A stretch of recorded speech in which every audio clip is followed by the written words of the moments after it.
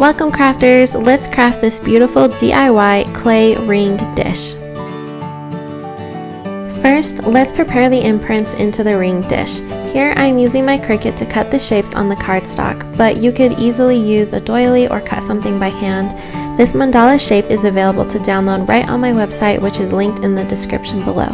The K is just from a simple font, and then resize the shapes to the desired size and then cut them out.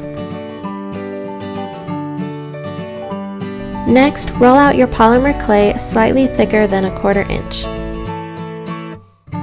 Get your cardstock shapes and place them where you want them to be in the clay.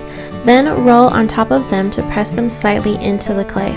Roll a little bit and then slightly lift a corner to check how deep you want the imprint. Then carefully lift one corner of the cardstock and slowly peel it away from the clay. You could use a Cricut weeding tool or a toothpick to clean up any rough edges as well. Then use a shallow bowl or ball to form the bowl shape of your clay. Carefully lift the clay and place it inside the bowl, gently pressing the clay down to get the shape. Then remove it from the bowl and further shape it with your hands.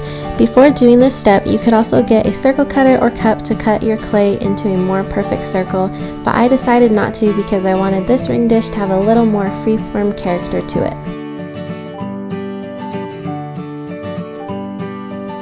Before baking, if you notice any lint on your clay, you can use a Q-tip with a little bit of nail polish remover on it to essentially erase off the lint. I also like to do this to smooth any fingerprints on my clay as well. Now bake your dish according to the clay's directions and then let it fully cool. Let's add some paint. I am going to speckle my clay by using different sized paint brushes. You can use any acrylic paint. I chose metallic to give my dish some shine. Prep the paint by putting it onto a surface and mixing a little bit of water to thin it. Then you'll get a second brush, make an X shape with the brushes and lightly smack them together. This makes the pretty and random speckles. I recommend testing this on a scrap piece of paper to get the technique and size down first.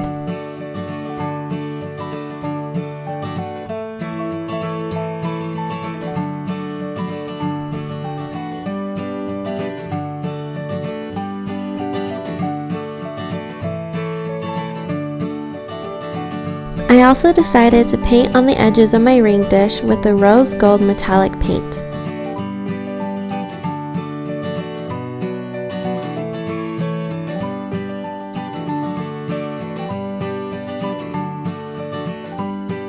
This is totally optional, but I also decided to lightly dry brush onto the mandala and the K to make them stand out more. Dry brushing is just using a little paint and a light hand. I chose dry brushing paint on because I think it gives it a little bit more character, but also kept the imprint mostly white. And then anywhere I thought the paint needed to be cleaned up, I used a slightly damp Q-tip to basically erase any of that paint.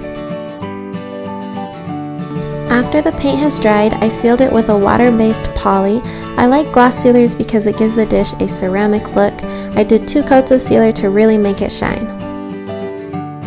Let your dish dry completely, preferably for a few days, and then you can use it, admire it, or gift it. As always, please don't forget to subscribe to my channel for more DIYs.